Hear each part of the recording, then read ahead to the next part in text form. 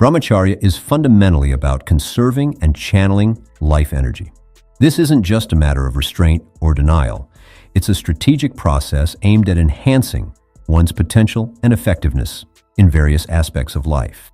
Think of your energy like water in a river. On its own, this river might seem to have limited power. You could easily cross it by swimming or using a small boat.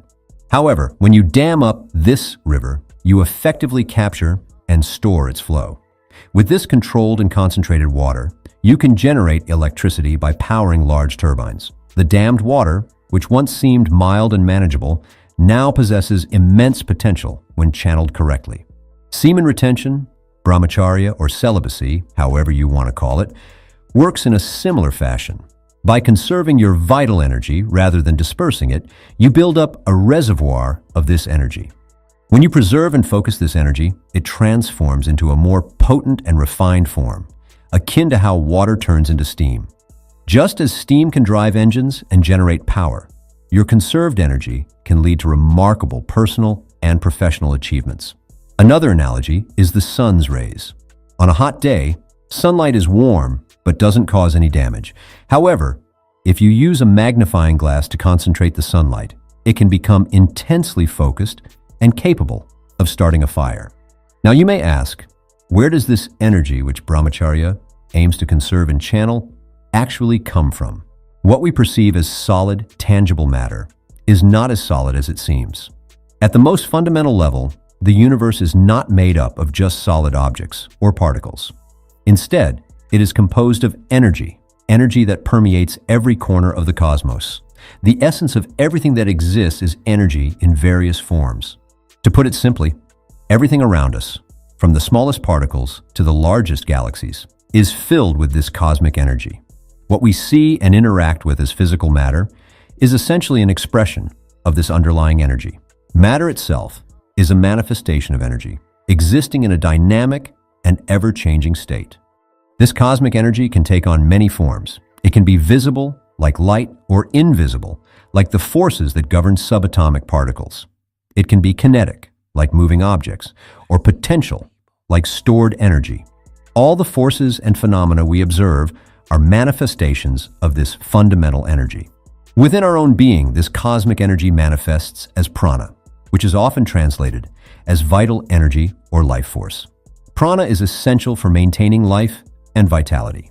It's the reservoir of energy that seekers strive to preserve and enhance. Any activity that involves our senses, whether it's seeing, hearing, tasting, or touching, uses up prana. This is because sensory experiences demand a significant amount of our vital energy. Among all these activities, the sex act is identified as one of the most draining in terms of prana consumption, because an orgasm can shatter the entire nervous system.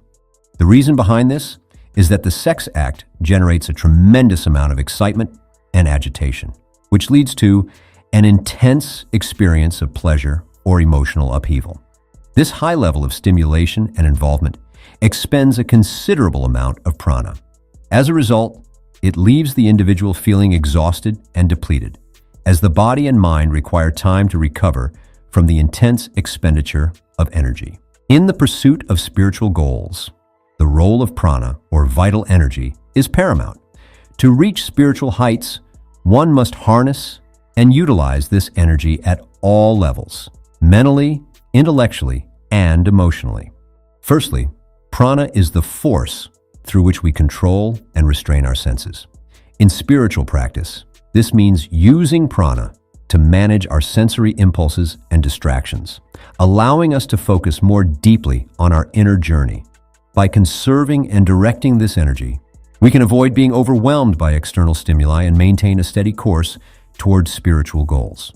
Secondly, prana is essential for calming the restless mind.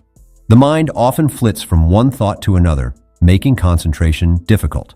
By harnessing prana, we can still this mental agitation, centralize our scattered thoughts, and achieve one-pointed focus. This concentrated state is crucial for effective meditation and deeper spiritual insights.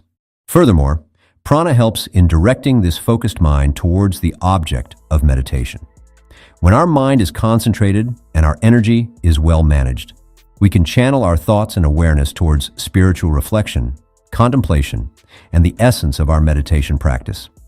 The role of prana extends to enhancing intellectual capabilities as well. Spiritual reflection, understanding, and discerning deeper truths require a sharp and penetrating intellect. This means that the quality of our thinking and the depth of our understanding are directly influenced by the state of our prana. One of the key ways to cultivate this deeper understanding is through brahmacharya, or celibacy. By conserving prana, the vital life force, through celibacy, you ensure that you have a substantial reserve of this essential energy. I'm gonna show the sources, y'all. I'm gonna show that shit. They said as an orgasm, it shatters your prana, which means it shatters your soul. Your prana is your soul. When you have an orgasm like that, it shatters your soul, bro. Basically, is what he's saying. This is all facts, bro. I have way more. I have way more sources to show you guys. I'm telling you, the shit I'm doing right now, I'm only scratching the surface, bro. There's way more to attain on this journey.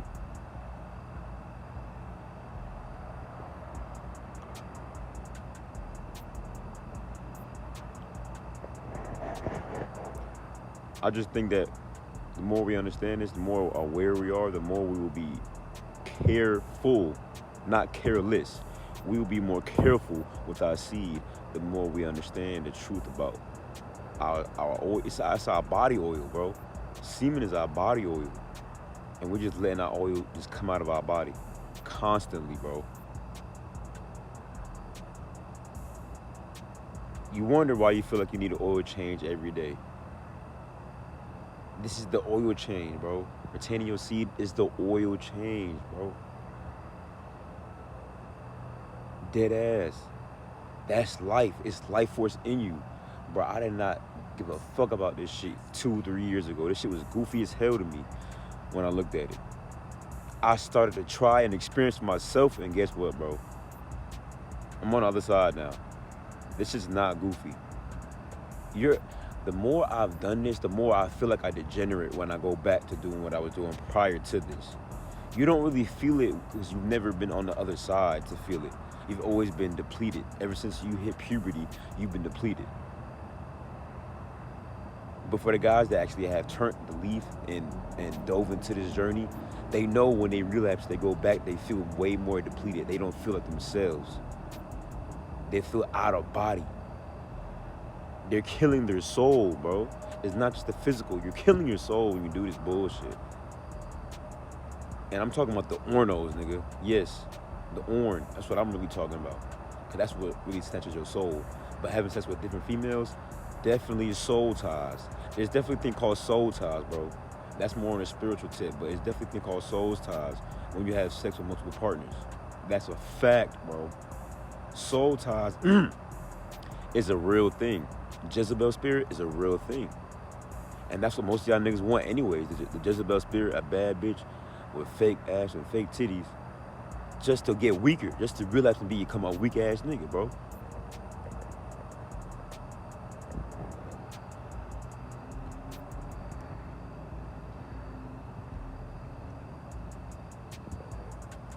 Just to be a weak ass nigga, bro.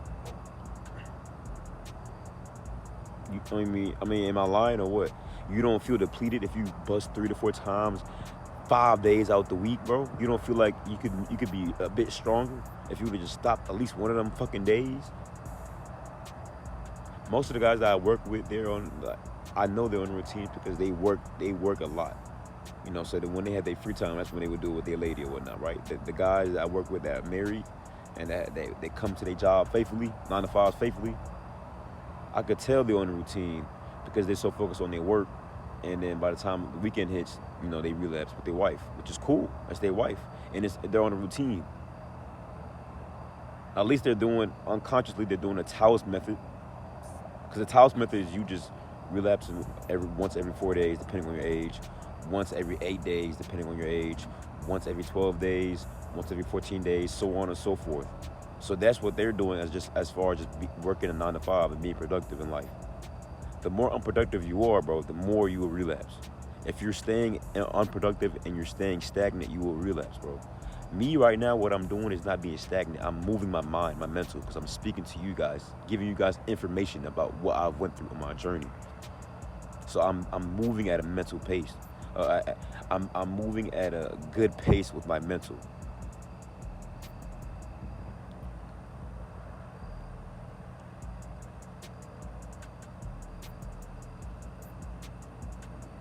See what I'm saying? All that shit I just showed, I have way more sources, way more proof. I have so many people on Reddit, on other chat sites that's speaking about their journey and how they feel and what great things have came into their life when they started this journey.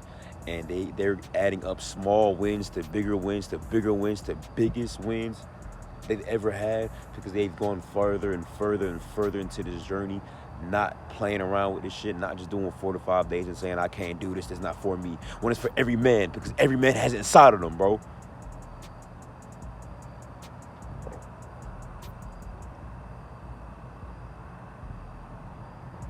You see what I'm saying?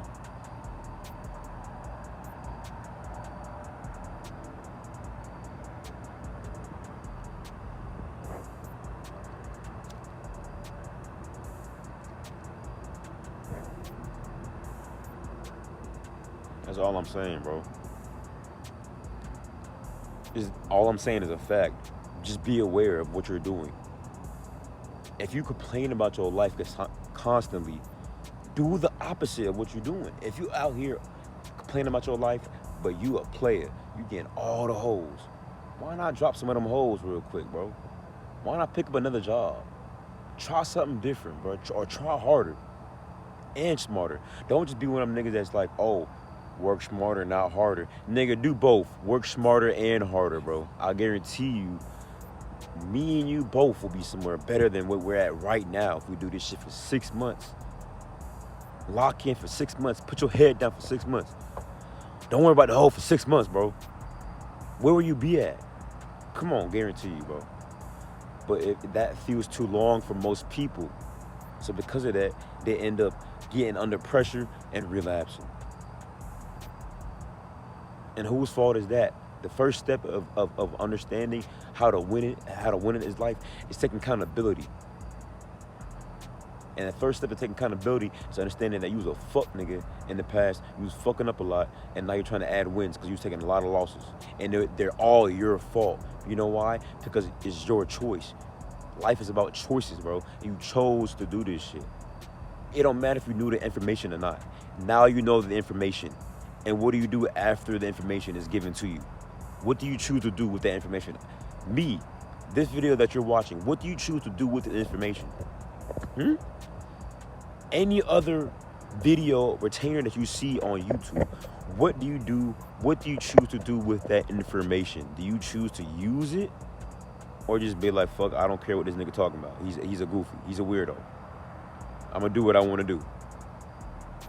Let me know, what do you choose? Because at the end of the day, you chose to do what you wanted to do. You chose it, bro. I ain't your daddy, bro. I ain't your mom, bro. I ain't your parent or nothing like that. You a grown person. You're going to do what you want to do. But don't come complaining about some bullshit when you're doing what you want to do.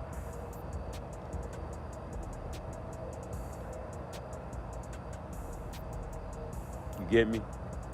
All right. Hey, look, man, if y'all fuck with this video, man, go ahead and leave it a like, bro. Go ahead and get us in the algorithm. If you really fuck the video and you want people to see this shit, go ahead and share this shit. And, man, if you're subscribed yet, is you dumb? Is you stupid? Subscribe. All right, bet.